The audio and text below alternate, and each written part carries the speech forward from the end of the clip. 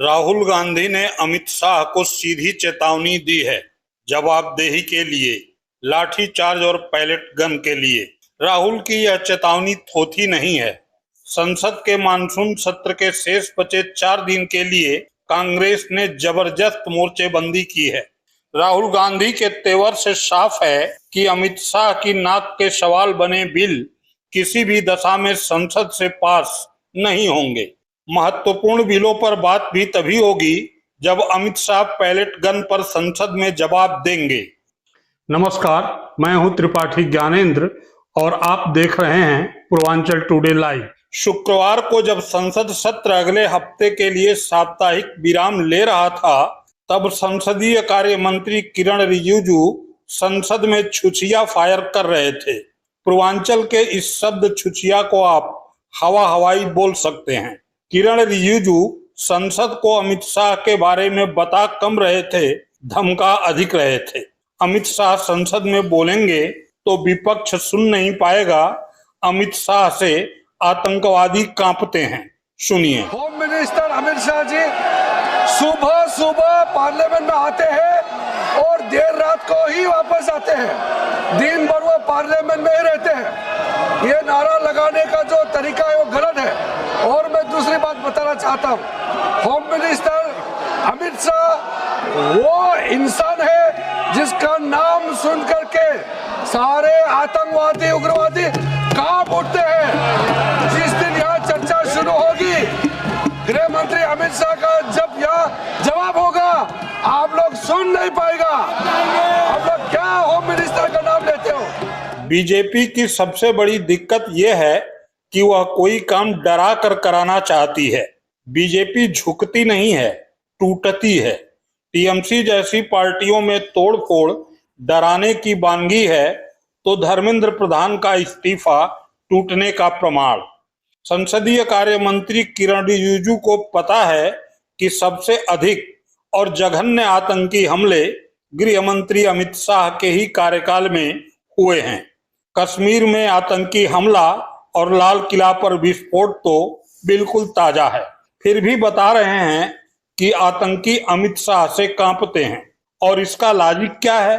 क्या अमित शाह की जवाबदेही मांग रहे सांसद आतंकी हैं? दरअसल किरण रिजिजू बगैर जवाबदेही के संसद में अमित शाह के प्रवेश का रास्ता बनाने का प्रयास कर रहे थे, क्योंकि धर्मेंद्र प्रधान के इस्तीफे से मोदी शाह की सरकार नैतिक बल गंवा चुकी है। परिसीमन बिल पास होने से रहा, ऐसे में एफसीआरए बिल पास कराकर अमित शाह नैतिक बल की वापसी चाहते हैं। शाह को इसके लिए संसद में आना होगा और जब शाह संसद में आएंगे तो विपक्ष जंतर मंतर की जवाबदेही पर बोलने को मजबूर करेगा। किरण रिजिजू इसीलिए धमका रहे हैं कि सांसद शाह से जवाबदेही मांगने पर मौन साध लें और शाह केवल एफसीआरए बिल पर बात करें, फिर जंतर मंतर पर जवाबदेही का मुद्दा यूं ही ठंडे बस्ते में चला जाएगा। लेकिन राहुल गांधी ने एक्स पर एक पोस्ट लिखकर किरण रिजिजू के प्लान पर पानी फेर दिया है। राहुल गांधी ने अमित शाह को सीधी चेतावनी देते हुए एक्स हैंडल पर लिखा है, अब मेरे पास कोई रास्ता नहीं बचा। कल प्रयागराज में एक छात्र ने मुझसे यही कहा, सालों की तैयारी, घर की जमीन बेची, माँ बाप का कर्ज और फिर भी हाथ में कुछ नहीं।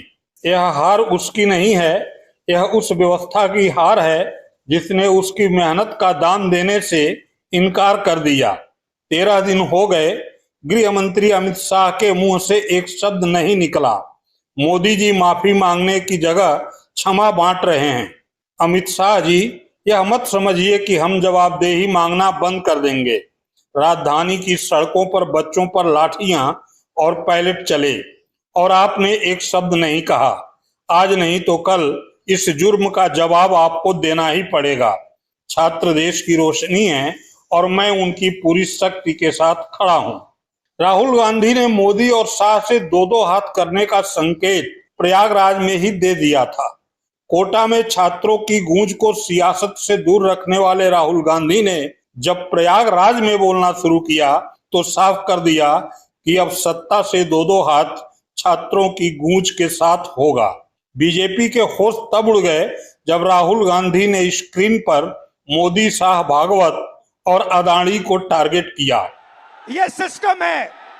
अंबेडकर जी ने कहा था सोशल, पॉलिटिकल, इकोनॉमिक। ये देखिए, ये है इकोनॉमिक, पैसा, अदानी। इनकी आमदनी 10 साल में 30 गुना बढ़ी है। ये पहले ग्लोबल रिच लिस्ट में 600 नंबर पे हुआ करते थे, 10 साल के अंदर ये दूसरे नंबर पे पहुंच गए। ये पूरे सिस्टम को फाइनेंशियल सपोर्ट देते हैं। बीच में पॉलिटिकल, मोदी जी, अमित शाह जी। बीजेपी का बैलेंस 150 करोड़ रुपए का होता था बैंक में, आज इनका बैंक बैलेंस 10,000 करोड़ रुपए का है। 10,000 करोड़ रुपए का एक पॉलिटिकल पार्टी का बैंक बैलेंस। नरेंद्र मोदी जी आपका ध्यान भटकाते हैं और पॉलिटिकल सिस्टम चलाते हैं। वोट चोरी होती है, वोटर लिस्ट में ब्राजील की औरतें आती है। और तीसरा, आपके सोच पर कंट्रोल, जो इलाहाबाद यूनिवर्सिटी में किया गया है, आरएसएस के वाइस चांसलर्स बैठा के हर संस्था में प्रचारक, ब्यूरोक्रेसी में प्रचारक, फोर्सेस में प्रचारक, मीडिया में प्रचारक, जुडिशरी में प्रचारक, पैरामिलिट्री में प्रचारक, यूनिवर्सिटी कॉलेजेस में प्रचारक। सोच को कंट्रोल करने का तरीका यह है सिस्टम। भाई और बहनों, मोहन भागवत, नरेंद्र मोदी जी, अमित शाह जी और अदानी जी, इस सिस्टम ने रोजगार खत्म किया। इस सिस्टम ने यूनिवर्सिटीज को कैप्चर किया। इस सिस्टम ने आप पर आक्रमण किया है। ये चेहरे वही हैं जिनका नाम मात्र लेने पर संसद में राहुल गांधी का माइक बंद कर दिया जाता था। अब राहुल गांधी ने अदानी, मोदी, शाह और संघ को देश की युवा पीढ़ी का मुद्दा बना दिया है, क्योंकि देश का युवा जेन जी गुस्से में है। सर, मैं मतलब कि मैं बीएड हमारी मम्मी करवाई थी जमीन बेचकर। 4 साल से वैकेंसी अभी तक नहीं आई है सर। जब आंदोलन करने जा रहा हूँ तो सर मतलब कि सम्राट चौधरी का गुंडा, जो कि पुलिस, जो हम लोग को लाठी से मारती है और जेल भेजती है। सर, जब हम लोग आंदोलन करते हैं तो डिटेन कर लिया जाता है। उसके बाद मतलब कि कुछ भैया को जेल भेज दिया जाता है। फिर आंदोलन करूंगा, फिर थाना में जमा होऊंगा, लेकिन डरूंगा नहीं सर इस सम्राट चौधरी के गुंडा से। राहुल गांधी ने प्रयागराज के इस गुस्से को सिस्टम से जोड़ दिया और सिस्टम कौन चला रहा है ये पहले ही बता दिया। फिर राहुल गांधी लाखों जेनजी से ये वादा लेकर दिल्ली लौटे कि मोदी का सिस्टम खत्म करना है। हम नफरत से और हिंसा से कभी काम नहीं करेंगे। हिंदुस्तान का कल्चर सत्य और अहिंसा का है, नफरत का नहीं है। और एक भी स्टूडेंट के दिल में नफरत नहीं होनी चाहिए, सिर्फ मोहब्बत होनी चाहिए।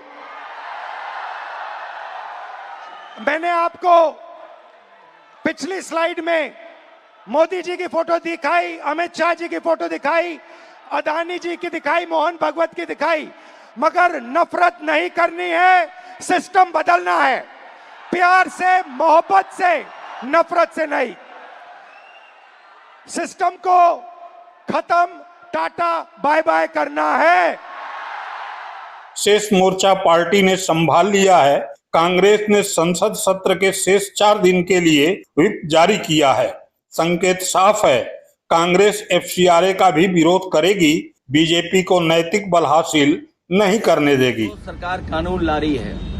सरकार पहले ये बताए कि भारत का पैसा कितना बाहर चला जाता है। बाहर का पैसा अंदर आए उसमें पाबंदी है, लेकिन भारत का पैसा कुछ भी चला जाए उसके लिए कोई पाबंदी नहीं है। सरकार को अपने पुराने नारे याद करने चाहिए कि काला धन वापस आएगा, किसी को पैसा लेके भागने नहीं देंगे।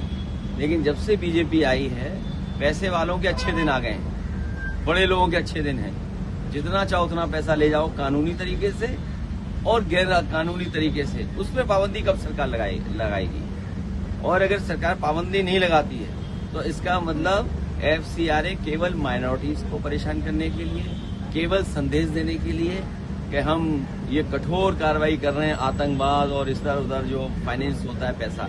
लेकिन सच्चाई ये है कि भारत का पैसा कितना बाहर चला गया।